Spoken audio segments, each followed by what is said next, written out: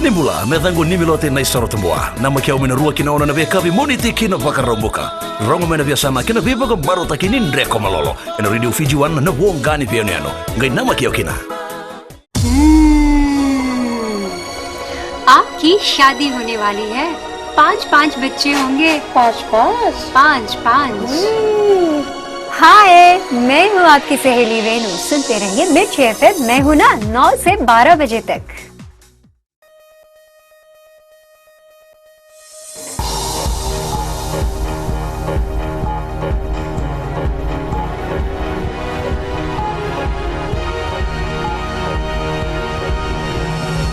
On FBC News tonight, $1 and $2 coins to undergo complete makeover. Former FMPF Deputy General Manager Fwana Nemani sentenced, warrant issued for her arrest. Concerned residents ready to take case to court.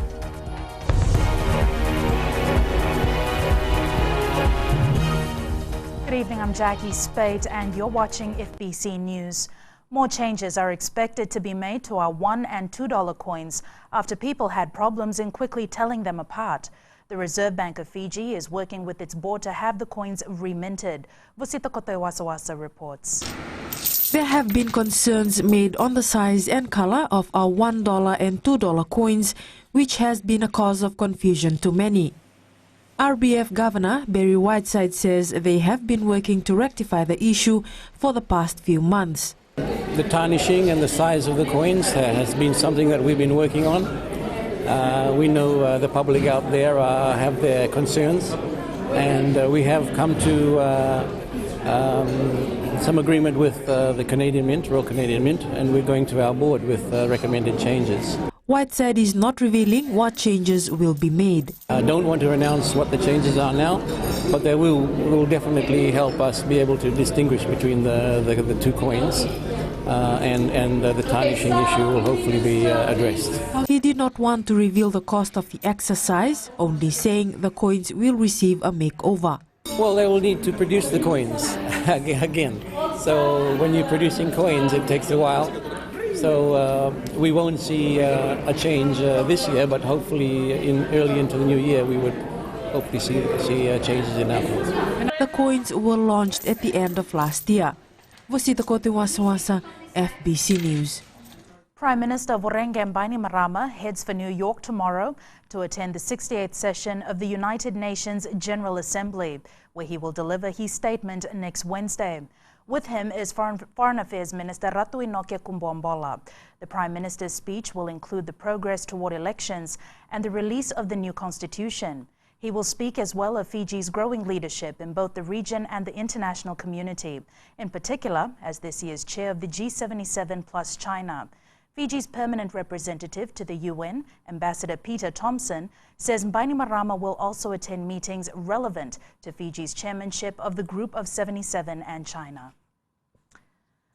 Former FMPF Deputy General Manager Fwana Nemani was sentenced to 2 years and 2 months imprisonment by the Suva High Court this afternoon. Nemani was found guilty on charges of extortion by a public officer and abuse of authority. Chanel Sivan has been following the trial in the Suva High Court. The court this afternoon issued a fresh bench warrant for Nemani's arrest following her non-appearance in court for the trial. The sentence will start once she is arrested. Nemani absconded voluntarily from court and chose not to exercise her right to be present and not to be legally represented. She left for New Zealand without the leave of the court. Court records show Nemani was on bail with an assurity, Maritino Nemani, her husband. While this matter was in the magistrate court in 2009, Nemani informed the court through her lawyers that she was undergoing medical treatment in New Zealand. Since then, she has not appeared in court. The court heard since 15th February 2005 till 25th January 2007, she received responsibility allowance of $26,487 when such payments were not approved by the Board of Directors of FNPF and endorsed by the Higher Salaries Commission.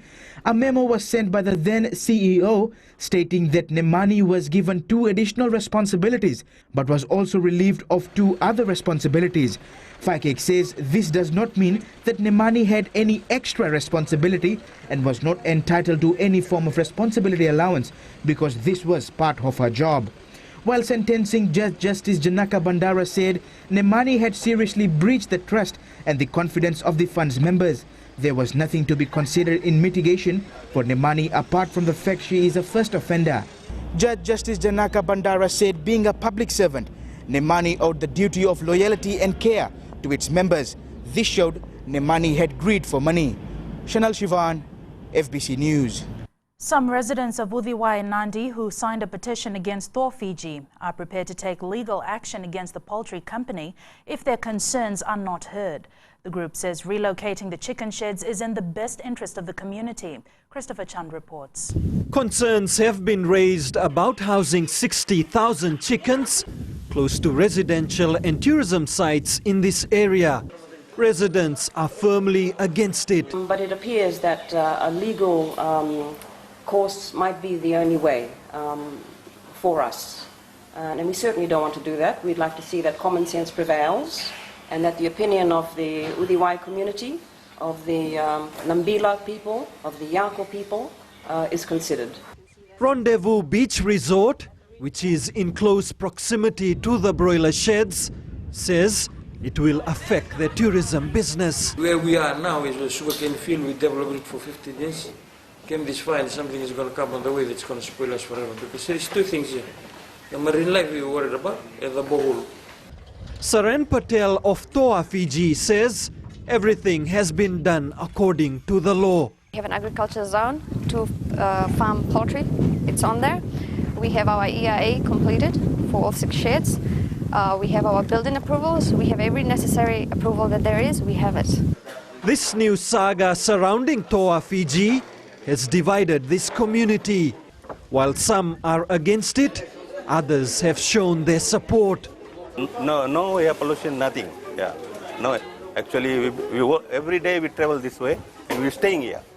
And people who are not staying here, and they're saying that the pollution and all those things, that is none. People should come down and people just interview in our areas. We are the nearest neighbors here. We're not giving any complaint, anything like that. However, disgruntled residents hope their concerns will be heard. Christopher Chand, FBC News. Some teenagers believe that many suicides could be prevented if there were more open discussions on the issue. This age group also makes up the biggest demographic when it comes to committing suicide. Shireen Lata spoke to students and activists who feel that there could be more awareness of what leads to suicide. Failure in relationships, pressure from schools, ignorance from parents, less support from the community and no hope in life are some of the reasons why many teenagers choose to end their lives. It can be prevented. Each and everyone with respect and treat them equally. And also, if you are a school official, we need to bring up extracurricular activities in our schools because that's very important for us students to have a fun and exciting environment in school. Students want more suicidal prevention programs to spread awareness on the issue. The biggest issue is always, pressures of the community of our society. I feel that our society has put up such a big standard on what is normal and what norms we need to follow in life. Others believe a suicidal person may not ask for help, but that doesn't mean that help isn't wanted. I think lack of information and support from the parents is the main reason that children commit suicide. But talking openly about suicidal thoughts and feelings can save our life. Our children, our young ones, especially to support them in all their activities. According to police reports, there have been 80 cases of suicide and 83 cases of attempted suicide from January to August this year. Majority of them were teenagers.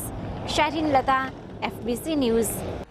Still to come on FBC News, a new bridge and road to benefit thousands on Overlau.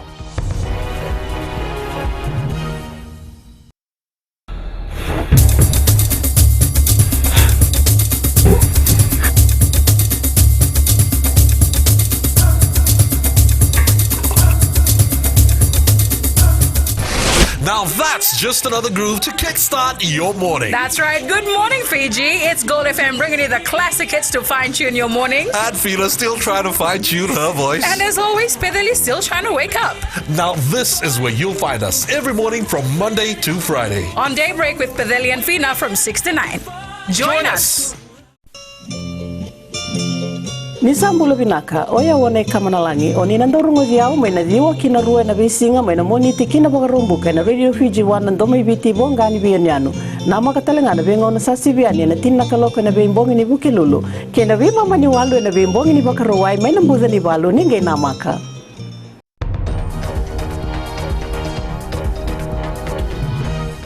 Welcome back. You're watching FBC News. Over 9,000 people on the island of Ovalau are expected to benefit from the completion of a new bridge and access road in the district. The new bridge and road are the latest developments to be undertaken and completed by the government. Government is keeping true to its promises to the people of Ovalau. This new bridge at Waindra, along the road from Bursala to Levuka, replaces the old one which was too low and prone to flooding. It's expected to boost economic activity in Ovalau. All 9,000 plus and also access to Levuka town to take the food and market sale only from Suba. Also assist people going to Suba. They have to cross this bridge. It was built upon a request from the Loboni Tikina Council. And this is the last project before the transfer to the Fiji Road Authority. This one. That's why it's maintained by Ministry of Works. This new $48,000 road at Nadombo was constructed following a request from the community for easy access to the main road to deliver their produce. This is the first road. Before there was no road here. Yeah, and then this government built this road just last year. Both the road and the bridge will be commissioned later this year. Eleanor Turangaiviu, FBC News. Communities should have response plans for disasters to minimize risks. This week, villagers in Buretu Tailevu have been trained on how to respond to natural disasters, and a particular focus has been on including disabled people in the response plan. Epeli Tokoasa reports. People of 5 villages in Buretu today demonstrated how to respond to a disaster after going through a 4-day training. This program was organized by the Fiji Council of Churches, the Fiji Disabled Federation, and Disaster Management Office. What I've seen with this training here, what I saw today was totally different from what I went through in the past 5 years in terms of exercising. A new program to include the disabled person is being piloted in Buretu, Disability Inclusive Disaster Risk Reduction Program. Villagers learn how to cater for these vulnerable members of the community. But for us persons with disability, it meant a lot for us. You know, this is the first time that we felt that we are included in a system that will be used by our country probably later on. For the villagers who live in these flood-prone areas, this is the first time they've gone through this kind of training. We learn a lot of things during this 4-day training that will assist us during disaster. I am a village nurse in Naivakadau, and there are some of the members of my village who are disabled. So now I know how to deal with them during a disaster.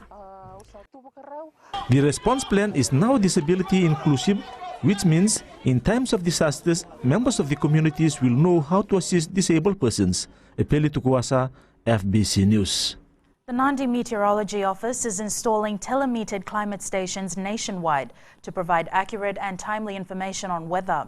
Adverse effects of the current weather patterns are visible in many parts of the country. The new stations will provide a range of sector-specific climate information. Ritika Pratap reports. Installation works are almost complete on the 4 telemetered climate stations in Fiji. They are now installed in Yangara, in Ndariwatu, Lomaibuna, and one in RKS. It's fully equipped with sensors that will capture weather as well as climate. The stations will record measurements of rainfall, air and solid temperature, sunshine, radiation, humidity, leaf wetness and soil moisture content. And tell us more on wetness, fungus, diseases, So it's going to be a very useful tool or data for the agriculture sector. Apart from this, river and rainfall gauges have also been installed in Lambasa and various parts of Singatoka. These gauges will provide information on real time and help in preparing forecasts and warnings. We are setting up instruments in the catchment, in the field. And that's very important because in the past there were none. They were manual, but they had been destroyed by floods. They had been washed away. So we're putting in place, with the help of government, telemetry systems which will allow on real-time availability of data. With Fiji's cyclone season approaching, these latest development by the Weather Office is expected to help in preparing forecasts and warning. Ritika Pratap, FBC News. The Fiji Red Cross Society has provided training in first aid and cardiopulmonary resuscitation to 32 PSV drivers. This was part of the 2013 World First Aid Day celebrated last week. As Shireen Lata reports, Fiji Red Cross hopes the training will help to reduce the number of road deaths in our country. Themed First Aid and Road Safety, the Society organized an event in collaboration with the Fiji Police Force and the Land Transport Authority. We had about 32 drivers, PSV drivers, trained free in first aid, and about 24 community members trained in first aid for free. Felipe Nainoda says the total number of road traffic deaths worldwide and associated injuries is forecast to rise by some 65% by 2020. The Red Cross training focused on having safe drivers with the skills to handle an emergency situation. We believe 32 more PSV drivers who are safe drivers, who understand first aid, who will be able to help and support someone who has had an accident, and also look after their passengers if they can, if something happens. The 32 trained drivers have pledged to help maintain safety on Fiji roads. Signed off on an agreement that there are 10 things that they will do to make their driving safer and for the pedestrians as well. So I believe it was a very successful training. The training was conducted in the Land Transport Authority office in Valelevu. Shireen Lata, FBC News. Sports time now, and Jamie, with all the hype dying down after the Mbati match last night, the hot topic now seems to be the new Sevens coach. That would be correct, Jackie. That announcement actually came as a surprise to many. If you're wondering what we're talking about, it's the appointment of the former England coach to lead our Sevens boys. Details coming up after the break.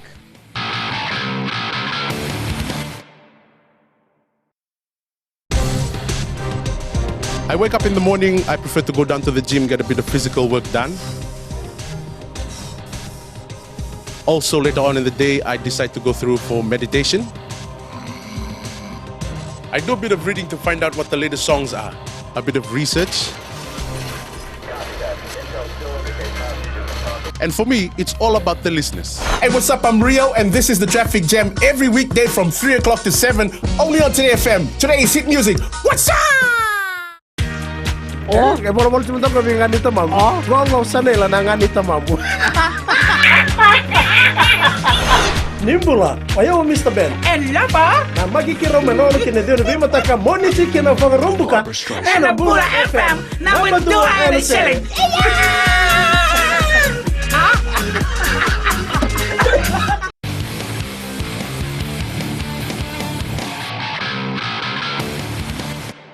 Welcome back to FBC Sports. Fiji Rugby Sevens fans never would have guessed, but former England coach Ben Ryan has been selected as coach for the upcoming Sevens season.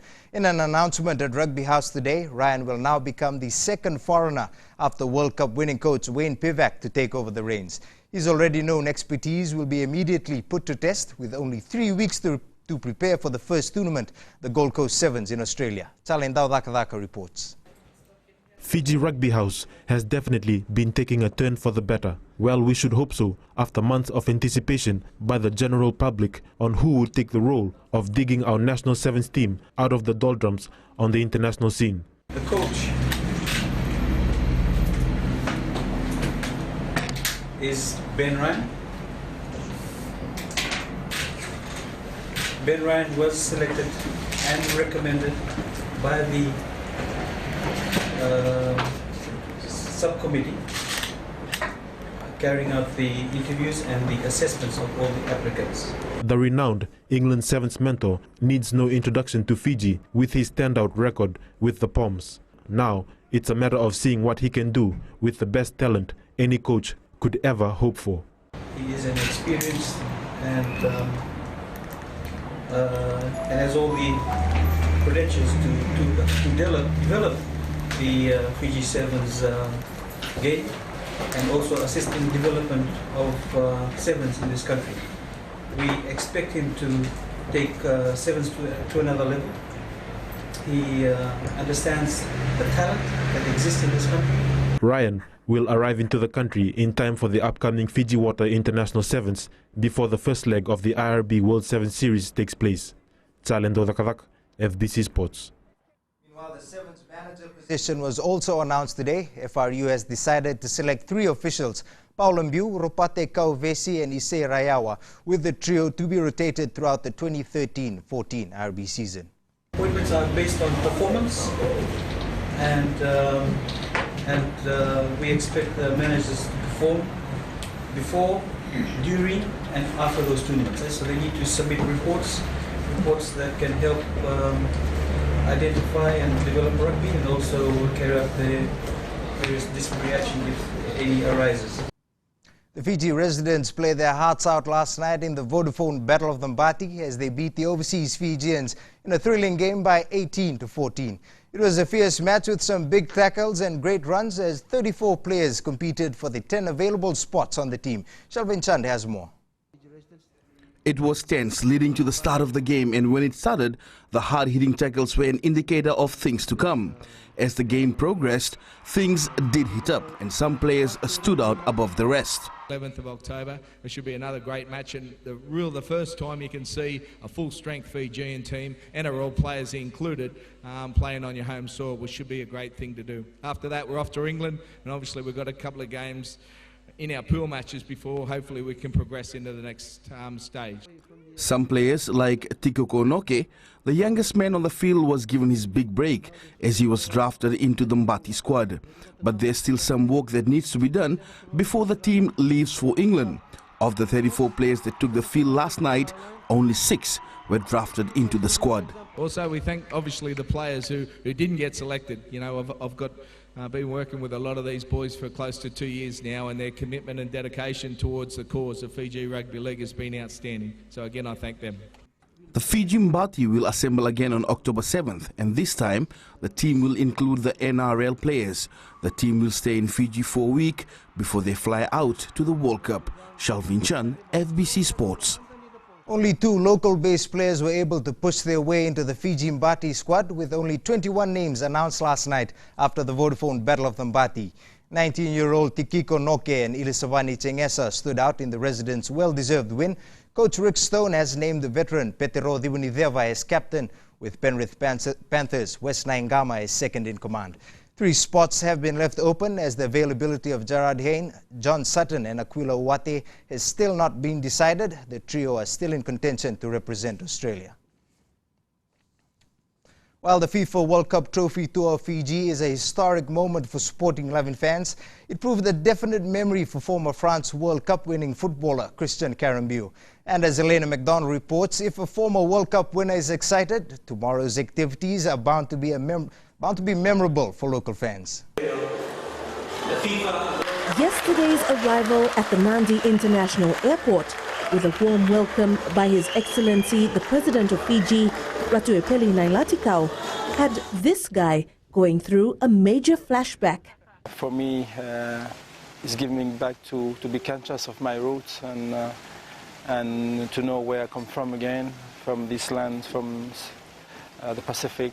Of course, I'm from New Caledonia and I belong to this part of the world. So yesterday I was also proud to come with the trophy and to introduce the trophy to the Fiji island. International football's most prized possession has 1 day to remain in the country before it leaves our shores, more likely never to return again. Karambiu himself, who is the only Pacific Islander to hoist the World Cup, has his own advice for local All-Stars who will play on Saturday. Many things we need to adapt ourselves to another culture, another traditions, and of course it's not easy, but at least here, because we are warrior, we can have this mentality to perform and to be better in this moment. Lautoka's Churchill Park will be abuzz tomorrow, and a full capacity crowd is expected. Elena McDonald, FBC Sports. Australia has struck back to beat Constellation Cup holders New Zealand 47-45 in a pulsating second test in Auckland to tie the 5-match netball series at 1-1. The Diamonds were the front runners, but the Silver Ferns kept coming back at them, twice closing in to within a goal in the final quarter. But a 4-goal run that took them to 46-41 ended up being enough for the Diamonds, despite the home side's desperate efforts at the end. The series heads across the Tasman with the third test in Adelaide on October 4th, followed by matches in Melbourne and Canberra. And all 3 matches will be aired live on FBCTV. That's it from Sports Tonight. Good evening.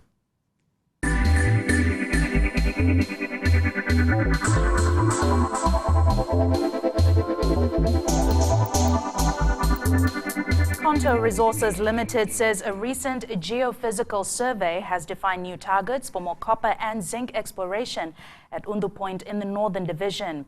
The Australian publicly listed company is a joint venture with Dateline Resources Limited, who own and operate mineral exploration at Undu Point through its Fiji subsidiary Matai Holdings. Exploration manager for Matai, Stuart Capp, says they are pleased with the results of the recent exploration program, which continues to build their knowledge base for the region. He says they expect to initiate follow-up work within the coming weeks.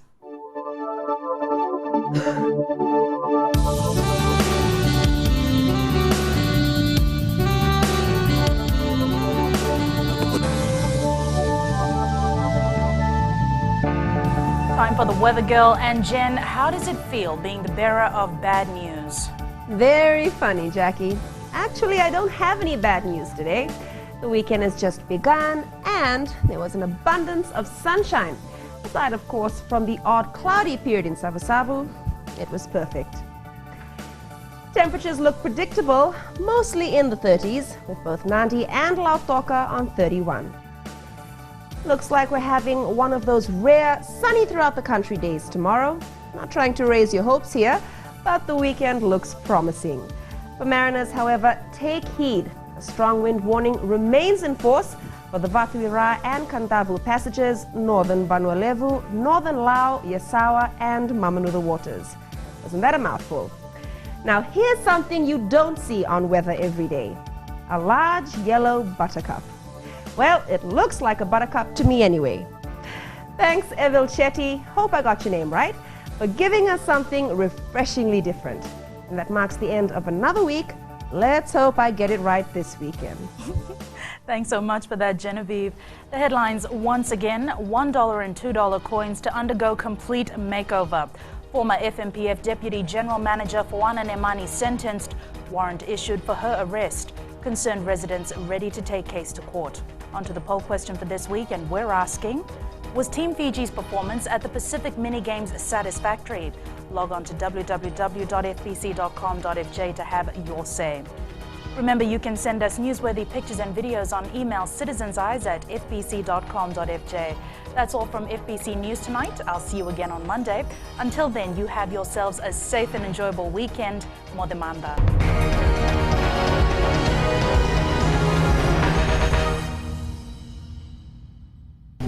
सूरज की पहली किरण के साथ दिन की शुरुआत कीजिए। सुबह का मंगल प्रभात आपको शुभ हो।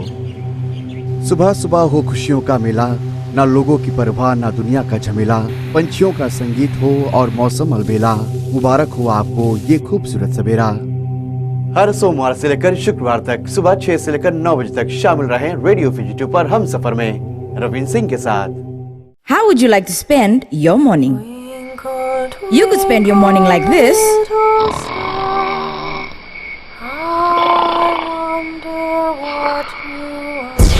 Or you could spend it like this.